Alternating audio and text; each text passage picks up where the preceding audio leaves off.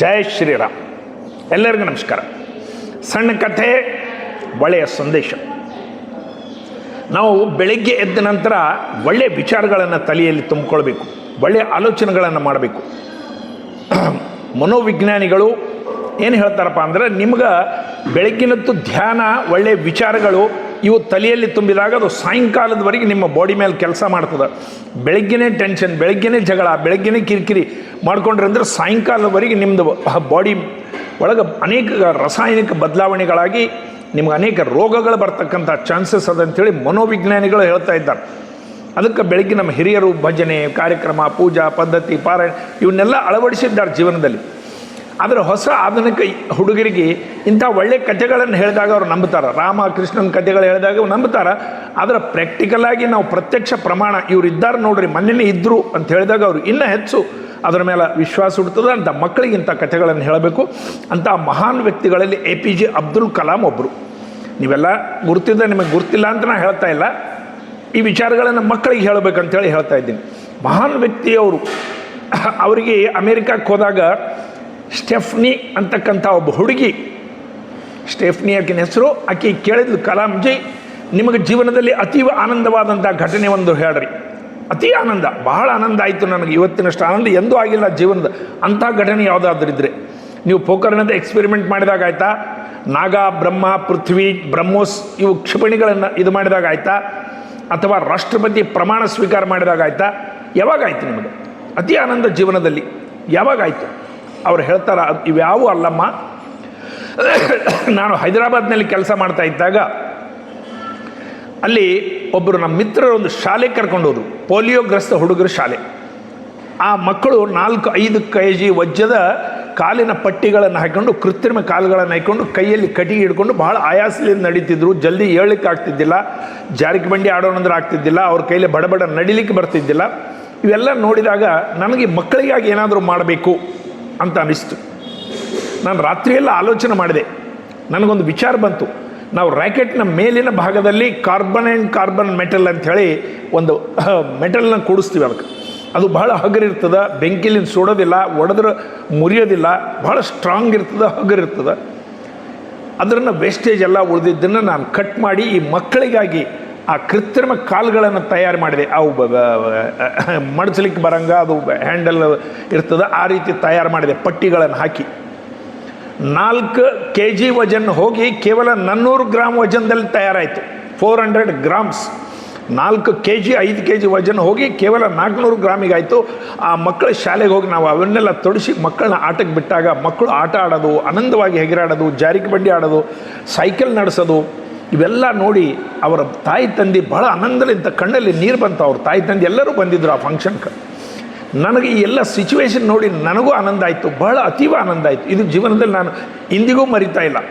ಆ ಒಂದು ಘಳಿಗೆ, ಆ ಒಂದು ಸಮಯ, ಆ ಮಕ್ಕಳು ಹೆಗರಾಡೋದು, ಆ ಮಕ್ಕಳು ಆನಂದವಾಗಿ ಇದು ಮಾಡೋದು, ಅವರ ತಾಯಿ ತಂದೆ ಕಣ್ಣಿನಲ್ಲಿ ನೀರು ಬಂದಿದ್ದು, ಇವನ್ನ ನೋಡಿದಾಗ ನನಗೆ ಆನಂದ ಆಯಿತು. ಅದು ರಾಷ್ಟ್ರಪತಿ ಪ್ರಮಾಣ ಸ್ವೀಕಾರ ಮಾಡಿದಾಗ ಈ ರ್ಯಾಕೆಟ್ಗಳನ್ನು ಕಂಡಿಡಿದಾಗ ನನಗೆ ಆನಂದ ಆಗಿಲ್ಲ, ಈ ಸಮಯಕ್ಕೆ ಆನಂದ ಆಯಿತು. ನೋಡ್ರಿ, ನಮ್ಮ ಶಾಸ್ತ್ರಗಳ ಸಹಿತ ಪರೋಪಕಾರಂ ಇದಂ ಶರೀರಂ. ಈ ಶರೀರ ನಿನಗಾಗಿ ಅಲ್ಲ, ಪರೋಪಕಾರಕ್ಕಾಗಿ ಅಂತ ಹೇಳ್ತಾರೆ. ಏನಾದರೂ ಮಾಡೋ, ಏನಾದರೂ ಇನ್ನೊಬ್ಬರ ಸಲುವಾಗಿ ಒಳ್ಳೇದು ಮಾಡೋ, ದಿನದಲ್ಲಿ ಒಂದು ಸಣ್ಣ ಕೆಲಸ ಆದರೂ ಮಾಡು. ಬಸ್ನಲ್ಲಿ ಕೂತಾಗ ಯಾರಾದರೂ ಇದ್ರೆ, ಅಮ್ಮ ತಾಯಿ ಬಾ ಕೂಡು ಅಂತೇಳಿ ಎದ್ದೇಳು. ಕಾಯಿಪಲ್ಯದ ಪುಟ್ಟಿ ಅವರಿಗೆ ಎತ್ತಿ ತಲೆ ಮೇಲಿಡು. ಒಬ್ಬರಿಗೆ ಯಾರಿಗೋ ವೃದ್ಧರಿಗೆ ಒಂದು ಗ್ಲಾಸ್ ನೀರು ತಂದು ಕೊಡು. ಏನಾದರೂ ಒಳ್ಳೆಯ ಕೆಲಸಗಳನ್ನು ಮಾಡ್ತಾ ಇರು ಅಂಥೇಳಿ ಇದು ಸಂದೇಶ ಮಕ್ಕಳಿಗೆ ಹೇಳಬೇಕು ನಾವು. ಒಂದು ಲಡ್ಡು ನಿಮ್ಮ ಕೈಯಲ್ಲಿದ್ದಾಗ ನೀವು ಈ ಕಡೆ ಮಕ್ಕಾಗಿ ಎಲ್ಲ ತಿಂದ್ರಿ ಅಂತ ತಿಳ್ಕೊಡ್ರಿ. ಅದು ನಿಮ್ಮ ಒಳ ಮನಸ್ಸು ಸಬ್ಕಾನ್ಷಿಯಸ್ ಹೇಳ್ತದೆ, ಅರೆ ಪಾಪ ಪಕ್ಕದಲ್ಲಿ ಒಂದು ಹುಡುಗ ನಿಂತಿತ್ತು, ಅರ್ಧ ಅವನಿಗೆ ಕೊಟ್ಟು ತಿನ್ನಬಾರ್ದೇನೋ, ಅಷ್ಟು ನೀನೇ ತಿಂದು ಅಂಥೇಳಿ ನಮ್ಮ ಮನಸ್ಸೇ ನಮಗೆ ಬೈತದೆ. ಕಾರಣ ಇನ್ನೊಬ್ಬರಿಗೆ ಏನಾದರೂ ಮಾಡಬೇಕೆಂಬ ಇದು ನಮ್ಮ ಜೀವನದಲ್ಲಿ ನಾವು ದಿನನಿತ್ಯ ಜ್ಞಾಪಕ ಇಟ್ಕೊಳ್ಬೇಕು. ಇವು ಯಾಕೆ ಮತ್ತೆ ಮತ್ತೆ ಜ್ಞಾಪಿಸ್ಬೇಕಂದ್ರೆ, ಇಂಥ ವಿಚಾರಗಳು ಪುನರಪಿ ಮತ್ತೆ ಜ್ಞಾಪಕ ಮಾಡಿಕೊಂಡಾಗ ನಮಗೆ ಅದು ಜೀವನದಲ್ಲಿ ಅಳವಡಿಸ್ಕೊಳ್ಳಿಕ್ಕೆ ಸಾಧ್ಯ ಆಗ್ತದೆ. ಅವರ ಇನ್ನೂ ಒಂದು ಸಣ್ಣ ಘಟನೆ, ಅವರು ಡೆಹ್ರಾಡೂನ್ನಲ್ಲಿ ಏರೋನಾಟಿಕಲ್ ಇದಕ್ಕೆ ಎಕ್ಸಾಮ್ ಕೊಟ್ಟಾಗ ಫೇಲ್ ಆದರು. ಅವರು ಮತ್ತೆ ಋಷಿಕೇಶಿಗೆ ವಾಪಸ್ ಬಂದರು. ಊರಿಗೆ ಹೋಗ್ಲಿಕ್ಕೆ ರೊಕ್ಕ ಇಲ್ಲ. ಶಿವಾನಂದ ಆಶ್ರಮದ ಸ್ವಾಮಿಗಳು ಅಲ್ಲಿದ್ದರು. ಅವ್ರು ಕಲಾಂ ಅವ್ರು ಕೆಳಗೆ ಕೂತು ಅಲ್ಲಿ ತುಂಬಿ ಹರಿತಕ್ಕಂಥ ಗಂಗಾ ನದಿ, ಅವ್ರು ಅಲ್ಲಿ ಹೋಗೋದು ಬರೋದು ಮತ್ತು ದಂಡಿ ಕೊಡೋದು, ಹೋಗೋದು ಬರೋದು, ದಂಡಿ ಕೊಡೋದು, ಇದೆಲ್ಲ ಮಾಡ್ತಾ ಇದ್ದಿದ್ದು ನೋಡಿ ಆ ಶಿವಾನಂದ ಸ್ವಾಮಿಗಳಿಗೆ ಆಶ್ಚರ್ಯ ಆಯಿತು. ಯಾಕೆ ಮಗು ಹೀಗೆ ಮಾಡ್ತಾ ಇದೆ, ಯಾಕೆ ಹೋಗ್ತಾನೆ, ನೀರಿನ ಹತ್ರ ಬರ್ತಾನೆ, ವಾಪಸ್ ಕೊಡ್ತಾನೆ ಅಂತ ಹೇಳಿದಾಗ ಅಬ್ದುಲ್ ಕಲಾಂ ಅವ್ರು ಹೇಳ್ತಾರೆ, ನಾನು ಎಕ್ಸಾಮ್ ಕೊಟ್ಟೆ ಧೈರ್ಯದಿಂದಾಗ ಫೇಲ್ ಆದೆ, ನನ್ನ ಸೆಲೆಕ್ಷನ್ ಆಗಲಿಲ್ಲ, ಲಾಸ್ಟ್ ನಂಬರ್ ನಂದು ಉಳಿದಿತ್ತು, ನನಗಿನ ಮೇಲಿನವ್ರು ಎಲ್ಲರಾದರೂ ನಂದು ನಂಬರ್ ಬರಲಿಲ್ಲ. ಅದಕ್ಕೆ ನಾನು ಆತ್ಮಹತ್ಯೆ ಮಾಡ್ಕೋಬೇಕಂತ ಮಾಡಿದ್ದೀನಿ. ನಮ್ಮ ಅಕ್ಕ ಸ್ವಲ್ಪ ರೊಕ್ಕ ಕೊಟ್ಟಿದ್ಲು, ಅದು ಕೂಡ ಖಲಾಸ ಆಯಿತು, ನಾನು ಊರಿಗೆ ಹೋಗ್ಲಿಕ್ಕೆ ರೊಕ್ಕ ಇಲ್ಲ. ಅವಾಗ ಶಿವಾನಂದ ಮಹಾರಾಜರು ತಮ್ಮ ಆಶ್ರಮಕ್ಕೆ ಕರ್ಕೊಂಡೋಗಿ ಊಟಕ್ಕೆ ಹಾಕಿ ಅಲ್ಲೇ ಪಕ್ಕದಲ್ಲಿ ಮಲಗಿಸ್ಕೊಂಡು ಹೇಳ್ತಾರೆ, ಮಗು ನಿನ್ನ ಬೇರೆ ಏನಾದರೂ ಧೈರ್ಯ ಇರ್ಬೋದು, ದೇವರಿಗೆ ನಿನ್ಕಿಂತ ಇನ್ನೊಂದು ಒಳ್ಳೆಯ ದೊಡ್ಡ ಕೆಲಸ ಮಾಡಬೇಕಂತ ಇರ್ಬೋದು, ನಿರಾಶೆ ಆಗಬೇಡ, ಏನೂ ಆಗೋದಿಲ್ಲ ಅಂಥೇಳಿ ಅವ್ರಿಗೆ ಚಾರ್ಜಿಗೆ ಕೊಟ್ಟು ರೊಕ್ಕ ಕಳಿಸ್ತಾರೆ ಶಿವಾನಂದ ಮಹಾರಾಜರು. ಅದು ತಮ್ಮ ಜೀವನದ ಒಂದು ಒಳ್ಳೆಯ ಘಟನೆ ಅಂತೇಳಿ ಅವರು ನೆನೆಸ್ತಾ ಇರ್ತಾರೆ. ಅಬ್ದುಲ್ ಕಲಾಂ ಅವರು ರಾಷ್ಟ್ರಪತಿ ಆದಾಗ ನಿಮಗೆ ಅತಿ ಮಿತ್ರರು, ಅತಿ ಬೇಕಿದ್ದವರು ಯಾರಾದರೂ ಇದ್ದರೆ ಲಿಸ್ಟ್ ಕೊಡ್ರಿ, ಅವ್ರನ್ನ ಕರೆಸ್ತೀವಿ ರಾಷ್ಟ್ರಪತಿ ಭವನಕ್ಕೆ ಅಂತ ಹೇಳಿದರು. ಅವರು ಇಬ್ಬರೇ ಹೆಸರು ಕೊಟ್ಟರು, ಕೇವಲ ಇಬ್ಬರು ಸಾಕು, ನನಗೆ ಯಾರೂ ಇಲ್ಲ, ಹೀಗೆ ಬೇರೆ ಇದ್ದಾರೆ ಅವ್ರು ಯಾವಾಗನ ಕರೆಸ್ತೀನಿ ಬಂದು ಬಳಗ, ಈ ಇಬ್ಬರನ್ನ ಮಾತ್ರ ನನ್ನ ಪ್ರಮಾಣ ಸ್ವೀಕಾರಕ್ಕೆ ಕರೆಸ್ರಿ ಅಂತೇಳಿ. ಯಾರು ಅವ್ರ ಲಿಸ್ಟ್ ಕೊಡ್ರಿ ಅಂದರೆ ಅವರು ರಾಮೇಶ್ವರದಲ್ಲಿ ಇರ್ತಕ್ಕಂಥವ್ರು. ನಾನು ಕಾಲೇಜಿಗೆ ಓದೋಕಲ್ಕ ನನಗೊಂದು ಕ್ಯಾಂಟೀನಲ್ಲಿ ಊಟ ಮಾಡ್ತಿದ್ದೆ, ಅವ ಪಾಪ ಒಂದೆರಡು ಚಪಾತಿ ಹೆಚ್ಚು ತಂದು ಹಾಕ್ತಿದ್ದ, ತಿನ್ನು ನೀನು ಓದೋ ಹುಡುಗ ಇದ್ದೆ ಅಂಥೇಳಿ. ಆ ಒಂದು ಕ್ಯಾಂಟೀನ್ ಹೋಟೆಲ್ ಮಾಲಕಗೆ ಇನ್ನೊಂದು ನಂದು ಶೂಸ್ ಹರಿದೋದಾಗ ಹೊಲ್ದು ಕೊಡ್ತಿದ್ದ ಒಬ್ಬ ಬೂಟ್ ಮೋಚಿ, ಆತನ ಇಬ್ಬರನ್ನ ಕರೆಸ್ರಿ ಅಂತ ಹೇಳಿದ್ರು. ನೋಡ್ರಿ ಎಂತಹ ಮಹಾನ್ ವಿಚಾರ. ಪೂರ್ಣ ಕೆಳಮಟ್ಟದಲ್ಲಿರ್ತಕ್ಕಂಥ ಅವ್ರನ್ನ ಸಹಿತ ಮರಿಲಾರ್ದಂಗೆ ಉನ್ನತ ಸ್ಥಾನಕ್ಕೆ ಹೋದಾಗ ಅವ್ರನ್ನ ಮರಿಬಾರ್ದು.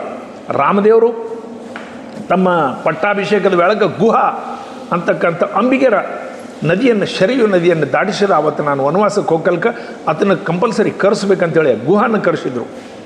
ಇದೆಲ್ಲ ನಾವೆಲ್ಲ ಜ್ಞಾಪಕ ಇಟ್ಕೊಳ್ಬೇಕು. ಅಟಲ್ ಬಿಹಾರಿ ವಾಜಪೇಯಿ ಅವರು ಕಾಶಿಗೆ ಹೋಗಿದ್ದರು ಪ್ರಧಾನಮಂತ್ರಿ ಇದ್ದಾಗ, ಅವರಿಗೆ ದರ್ಶನಕ್ಕೆ ಒಳಗೆ ಬಿಡಲಿಲ್ಲ. ಆವತ್ತು ಪ್ರೋಟೋಕಾಲ್ ಪ್ರಕಾರ ಸಣ್ಣ ಗಲ್ಲಿಗಳು, ನಿಮಗೆ ಒಳಗೆ ಹೋಗ್ಲಿಕ್ಕೆ ಸಾಧ್ಯ ಇಲ್ಲ, ನೀವು ಪ್ರಧಾನಮಂತ್ರಿ ಆಗಿದ್ದೀರಿ, ಮೊದಲು ಇದು ಮಾಡ್ತಿದ್ರಿ, ಆ ಮಾತು ಬೇರೆ. ಅವಾಗ ವಾಜಪೇಯಿ ಅವರು ಒಂದು ಕವಿತಾ ಬರೀತಾರೆ, ನಾನು ಇಲ್ಲೆಲ್ಲ ತಿರುಗಾಡಿ ಜಿಲೇಬಿ ಸಮೋಸಾಗಳನ್ನು ತಿಂದು ನದಿಯಲ್ಲಿ ಗಂಗೆಯಲ್ಲಿ ಸ್ನಾನ ಮಾಡಿ ದಿನ ಹೋಗ್ತಿದ್ದೆ, ಹೇ ಭಗವಾನ್ ಮುಜೆ ಇತನಿ ಊಂಚಾಯಿ ಮತ್ ದೇ ಕಿ ಮೈ ಅಪ್ನೋ ಕೋ ಗಲೆ ನ ಲಗಾ ಸಕು. ಇದು ಜ್ಞಾಪಕ ಇಟ್ಕೊಳ್ಬೇಕು ಜೀವನ. ಭಾರತ್ ಮಾತಾಗಿದೆ. ಎಲ್ಲರಿಗೂ ನಮಸ್ಕಾರ.